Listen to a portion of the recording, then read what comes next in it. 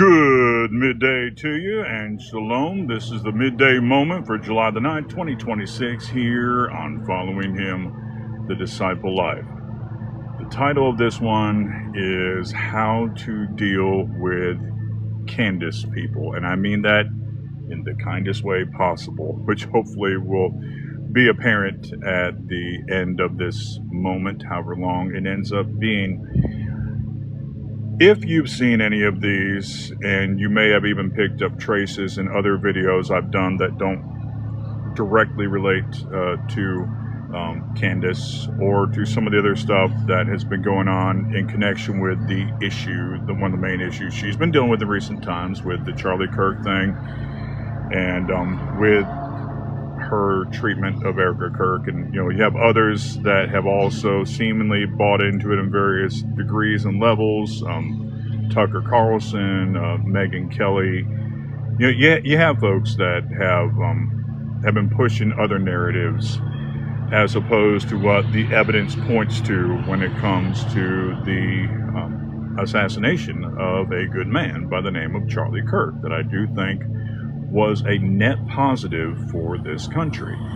And whether she intends it or not, I think that Candace Owens has done a lot of harm to the legacy of Charlie Kirk. She definitely has put enough stuff out there that his kids are going to have to deal with it in years to come. And definitely at her lowest point probably in her entire life, I would think, based on everything I can see.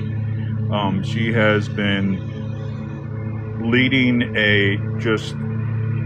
an opposition to Charlie's widow, Erica, that I have found appalling. So that's my thoughts on it. I think the evidence points to that Tyler Robinson, the alleged shooter, I do think is the shooter. I think he's the one that unalived Charlie Kirk, and I think this other stuff has been unnecessary trash that she is peddling, and that it is a grift, and it's been appalling. That's my thoughts. But the thing is, this doesn't just involve Candace Owens. It involves a lot of people, and probably a lot of people that have followed her for many years, and a lot of people that do realize that you can't always trust what the authorities tell you. Now, let me tell you what, I totally agree with that. I am not one to trust the government. I do think that there have been nefarious things that have happened. I think you can look at history and not see conspiracy theory. There are times where there is conspiracy to various levels, and that's not conspiracy theory. I do think there is conspiracy, fact. When you look into how the Federal Reserve got formed and things like that. There's definitely, some questionable things, even in recent times when it comes to COVID and, things we're finding out now about the last presidential administration and, his mental capabilities that brought on by old age. Definitely some stuff, right?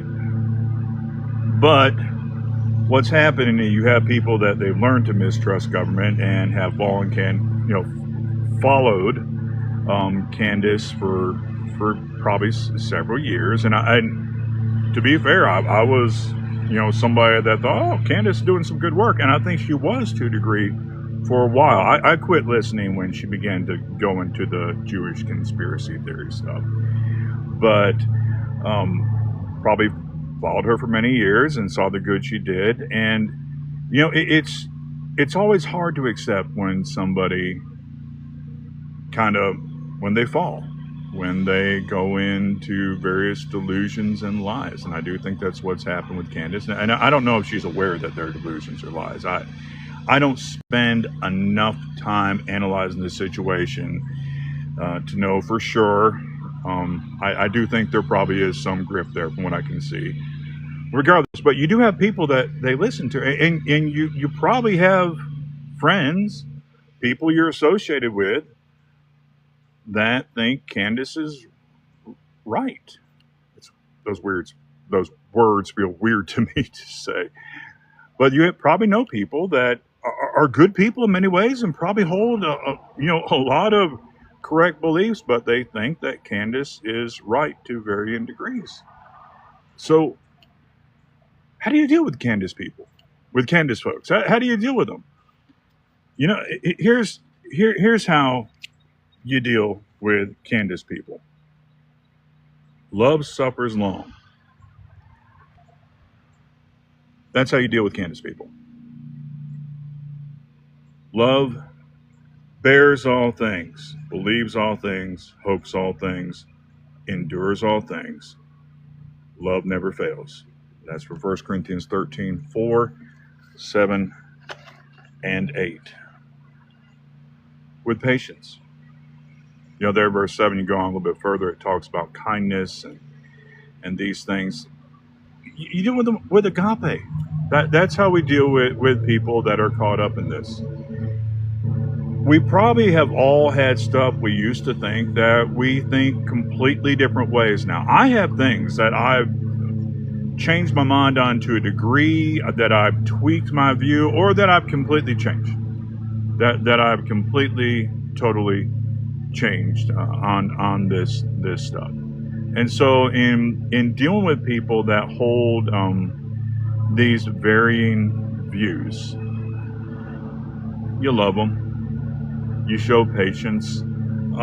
You be quick to hear and slow to speak, like James talks about. You know, you don't have to respond to every single thing. Now, I will respond to those that are influencers that are pushing this stuff like that. You know, they're the ones I think are have enough influence that they cause harm. I do speak up because they're putting out one message. I'm going to put out a counter message.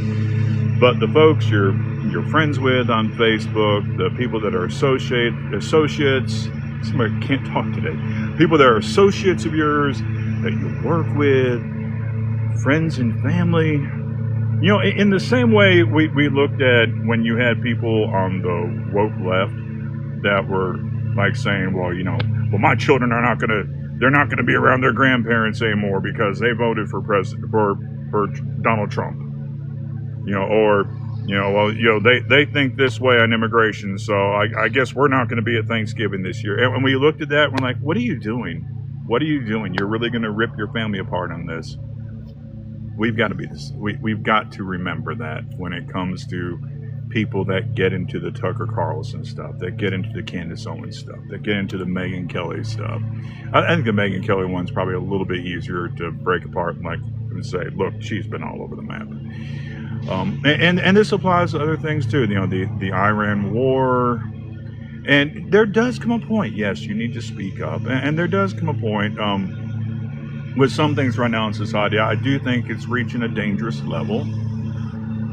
But even when you do speak up, you know, be quick to hear them, slow to respond.